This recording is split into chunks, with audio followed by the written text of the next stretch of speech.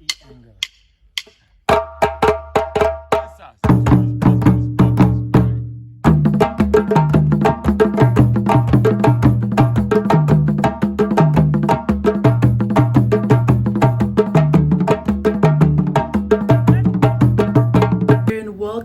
to the Summon, the African Summon, where we connect you to Africa and African culture. In today's edition, we continue to explore the African traditional marriage as it obtains among the Kpelle people of Swakoko, Mbong County, Liberia. And we have a guest from Liberia. He's Bishop BGK William Harris of the International Christian Fellowship in Atlanta, Georgia. Bishop Harris has been a preacher over 41 years, married over 41 years, and has 7 kids, of whom are triplet girls. He also is grandfather to 4 and is the last of 7 kids. Bishop Harris has officiated in over 200 marriages and counting. And so, without much ado, let's welcome Bishop BGK Harris. Welcome, Bishop. Thank you so much, my sister Mena. Thank God for you and the ministry that you're doing with the African Summons to keep our culture alive and to encourage people to understand it better. I thank you. Bishop, help us understand a little bit. Tell us a little bit about Liberia. Oh, yes, thank you so much. Liberia is a country that was founded in 1847. That's when they had our independence. But it was organized by free slaves from the United States who were once taken from West Africa and taken to be slaves in the West. And through an organization called the Organization of American Colonization Society, they had the first group to come on a ship. And they came by way of Freetown, Sierra Leone, and then later on they went to Liberia on Maserado Cape, and then it became Liberia. So Liberia has 2 sets of people. One is the indigenous that were there when the settler came, and those that came from here. And then you have a lot of people that came from other parts of the world that make Liberia up. Beside the settlers, you have people who come from Sierra Leone, you have people who come from Ivory Coast, Nigeria, and the islands, the Barbados, the Jamaica. So Liberia is the melting pot.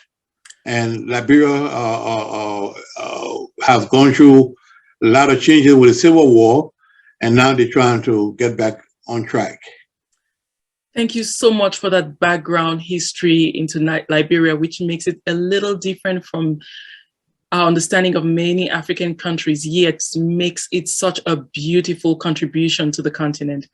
Bishop, help us understand, among the Kpelle people, when a man and a lady decide they want to get married, walk us through, what do they do? Well, I want to focus on the additional marriage.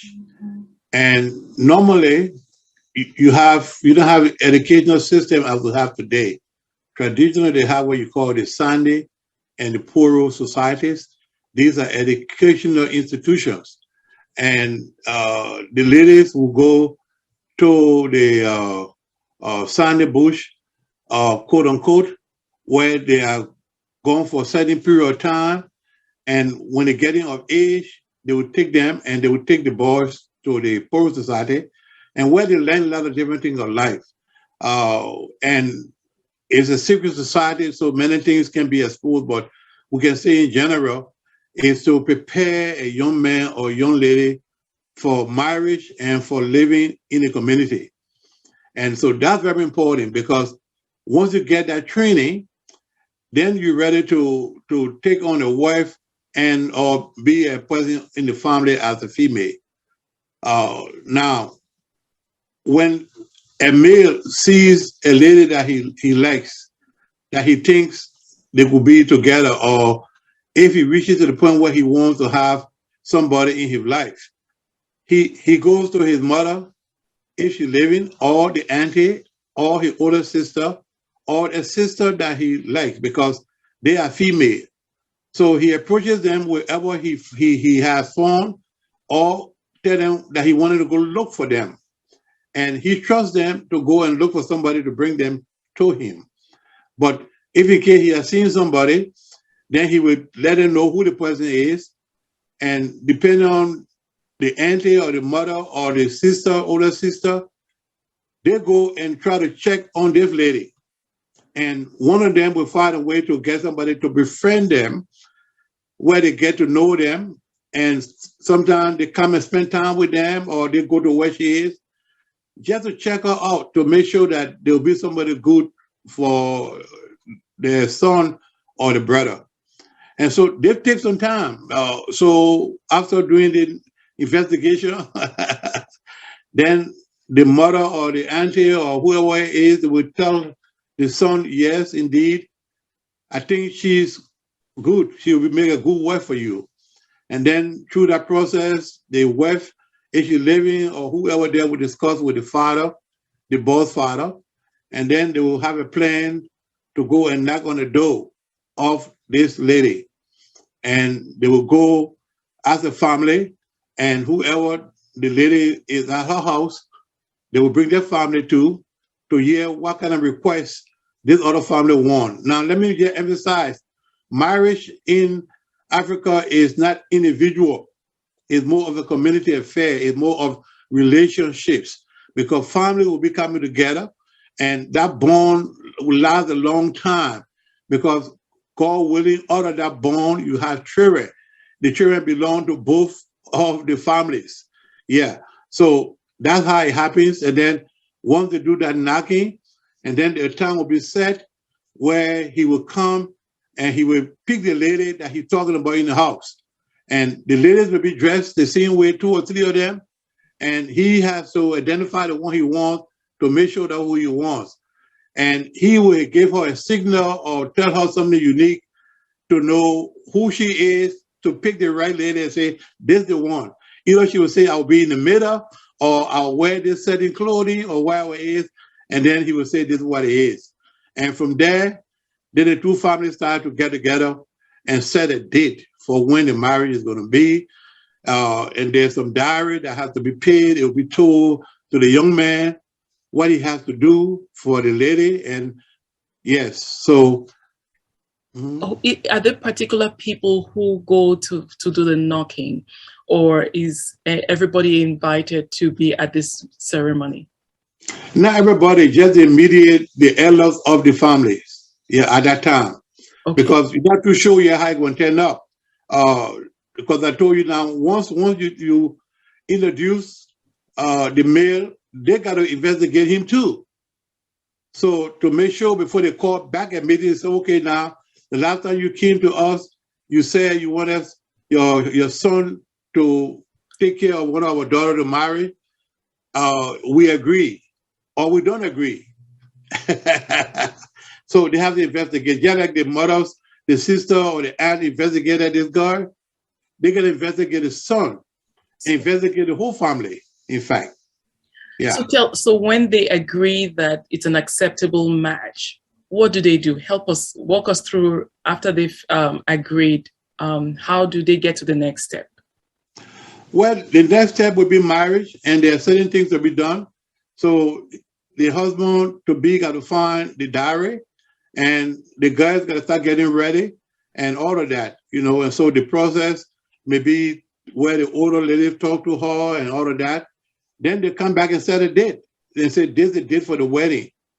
What is included in the diary, Bishop? Sometimes it's like some labor that he has to do. Like in the Bible, like Jacob, he had to work. But then sometimes some money, and sometimes that amount varies according to what he got, or a cow, or 2 or 3 cows, or whatever they request. But it's requested, and then they have, once you agree, then you can bring those things. But at least a diary and the amount for a cow. Okay. So let's say the man has everything for the dowry now. I take it, and they've agreed on a date for the marriage. Please walk us through the African traditional marriage among the Kpelle people. Well, they will bring some sort of drink, the special drink, the spirits in the jar, the bottle, other gifts with African clothes for the mother, for the father, and for relatives. And so it's kind of expensive. So it takes time to be going. And so once they meet together, the guy will not be present at a time. They will meet and they will say that they have come to take this daughter from this family. And then the elders from the side with the men will make the peace with the other family. And it may be, it's usually held at the guy's home or her compound of her father, or they will build a big scaffold with take a lot of people there. So a lot of guests are invited to it. It's a community affair, you know. And then they make the requests, and then they make the presentations, and then the guys side of the family have to accept, and then they make remarks, and then in the end, when they agree now everything is okay, and then they will give the guy to the family of the groom. And so it's not given to him per se, going to the family. It's a family affairs. And they will accept the gifts, and then they will give them the blessing. Sometimes they will kneel, and then they will bless them and bless both of them. And then they share the kola nut. Kola nut is a common thing where it is shared both families, and that being you come in a bond together. And then that's a simple marriage in the traditional way. At what point in the ceremony is the couple considered man and wife? Once they give them to the father and then they accept, then they bless them. When they bless them, they bless two of them, and then that's it. Mm-hmm. Okay. And how long does this process take? And who is at the traditional wedding? Who needs to be present at that ceremony? And how long does it? Is it a day's affair, or is a celebration required to be extended? Well, it depends on the family background of the girl and the father. They who have wealth, it goes longer, but sometimes it's just a one-day affair. Now you got the leaders of the families. They are there. The matriarch, the patriarch, the aunties, the aunts, and then the elders of the community, and sometimes the leader of the communities. So it's a community affair. So all the people got to talk, and in the meantime, you got music playing, and they got music beating, and after that, like you said, when they bless them and they become joined on, they dance, and people dance with them. I mean, it's a big dance. They put lapa down or cloth down for them to dance on, and everybody just a lot of eating and all of that, but a lot of music. Some people go to the stream, they hire a whole band. Wow, that is beautiful. It sounds really festive. Now, yeah. Bishop, help us. Sometimes we have the traditional marriage, the Christian ceremony, and the civil ceremony. And these may take place on the same day. If sometimes they'll invite a pastor to bless the ceremony while in the middle of the traditional marriage ceremony. So it's easy to understand that they're married then.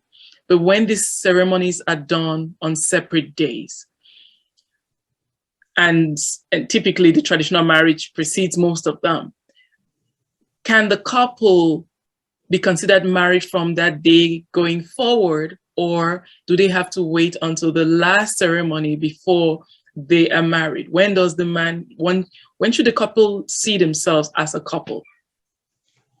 Well, in Liberia, it is understood that they will accept both the Christian and the traditional marriage certificates. Yeah. So if you can confirm that the person be married, the government will accept that. But now, when you have a Christian wedding, that's come along with having it to be legally documented in the legal system to document that you married. And so if anything happens as far as knowing, or you require certain kind of paper, you can show that you be married. unless like traditional or long ago, you had no paper. It was just a word of mouth, and that's how come the people who came there, they confirmed that you were married on this time and on this date, you know. So there's only differences in there, but some people, because of the religion, even though you're traditional, you want to use the best part of tradition, you have a traditional wedding, and then you set a different time to have the church wedding. I have done occasion where the traditional ceremony is done first, and then the people sit, and then they have little food to eat, and then they start the formal wedding. So that's a whole day affair. So the wedding may start like about 2 o'clock. Wow. They do it traditional, and then by 6 o'clock, then you start the rare Christian wedding, and then you have the whole big festival. And it's in a big hall that is rented. That is what is done here in the States, you know. And I've done that for a couple before. Yes. So it's nice you bring that in, because I wanted to ask, some people from the Kpelle tribe are more than likely in the United States. If they want to have a traditional marriage, and are they required to go back to their village to do this ceremony? What kind of experience have you had? Is there a way to get it done here in absentia? Can they use substitutes, or is it frowned upon to use substitutes in the Kpelle tradition? Help us understand how we can have the people enjoy this, or people trying to marry women in the Kpelle tribe, how they can go around this process. Well, it is kind of unique, and what some people do, depending on your finances, people leave from here and go home to do the ceremony there with the elders who can come, because you know the visa and all of that detail got to be worked out. Also to finances and all of that.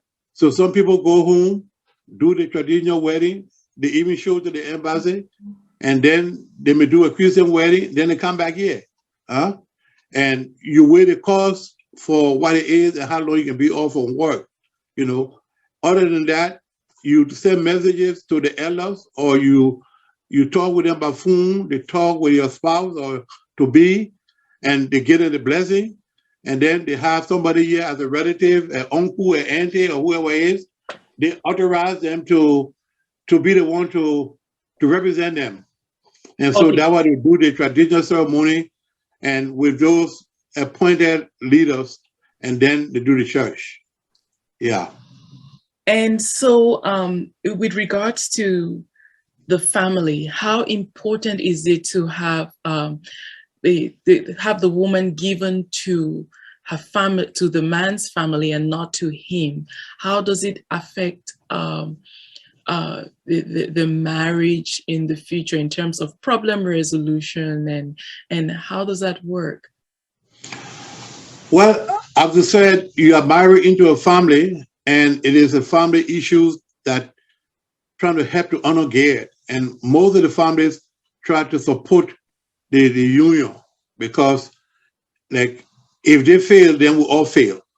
So they do as much as we can. So somebody like a female, she married into a family and she become part of that family, you know. Now, if in case the challenges in the marriage with the male and the man, the husband, they try to work it out as much as they can.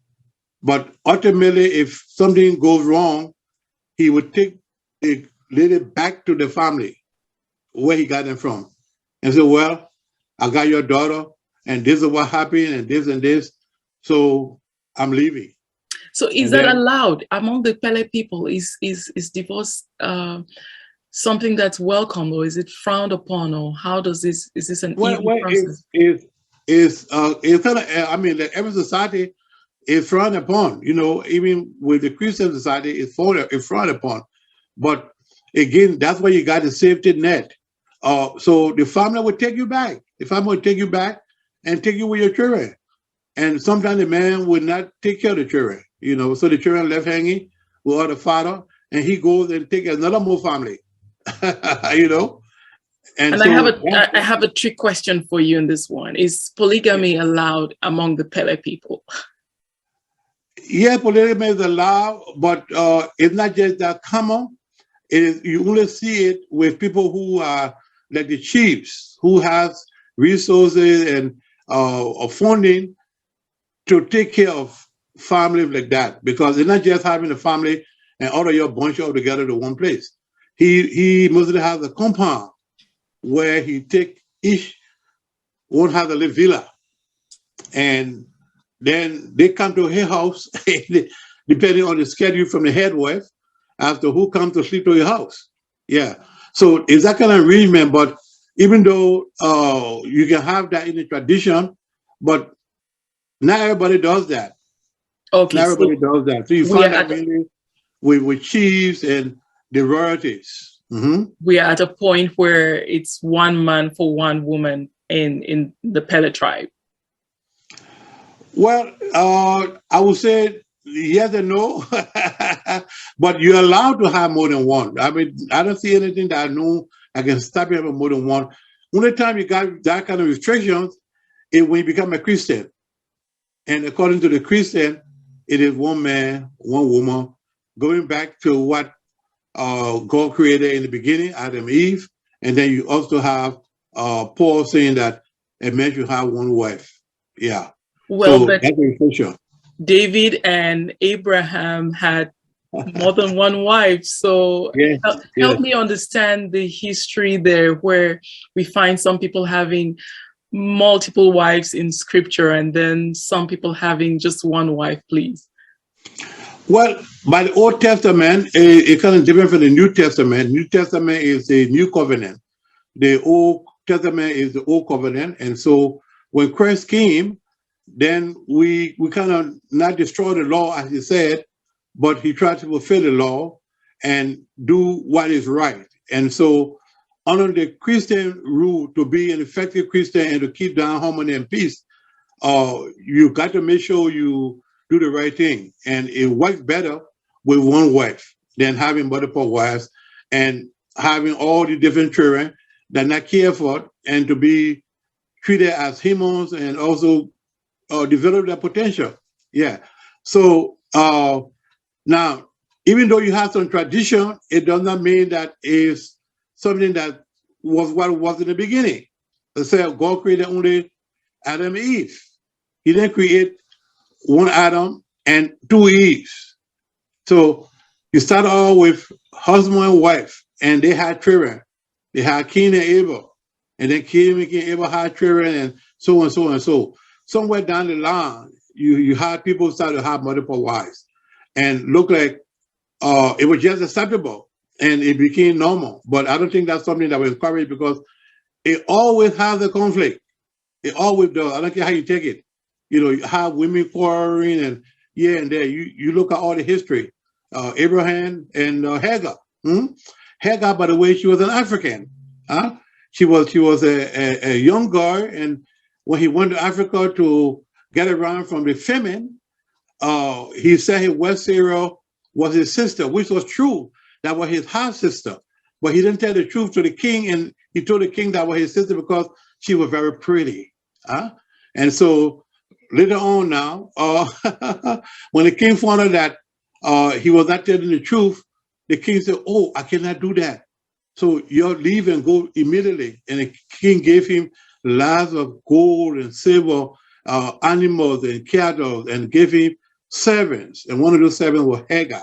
So Hagar is an Egyptian, yeah, who became a surrogate, mother with them. And there was conflict there. Even when she got pregnant now, she started to despise Sarah. And Sarah started to beat her. Wow, Bishop. So conflict. If I understand well, God's original plan was for one man and one woman. And yes, we distorted that original plan and found ourselves having multiple wives somewhere in the Old Testament, and which is what the New Testament kind of takes us back to and recommends in the church that a leader should have just one wife. And that's so it was really restoring order to the people of God and saying, this is the right thing to do, even though you've been doing it anyhow. And Oh, thank you for helping us see all of that, and especially helping us understand the marriage process among the Kpelle people. We're so glad to have you, Bishop, and look forward to having you on more discussions with us. Thank you so much. We appreciate that. And we know that there's a bit more educational as we grow. There are good things of our culture we need to maintain. And those good things of our culture that help us to be who we are, we should continue to uphold that. I thank you so much and look forward to talking to you again. Real quick, Bishop, you have a book which talks about African culture. Would you quickly tell us briefly about that book? The book is mainly about Liberia, the country of Liberia. I got 2 volumes about 2 counties. One is about a female chief that's very powerful. As I told you, female had done a lot of great things, and they call her Manaswakoko.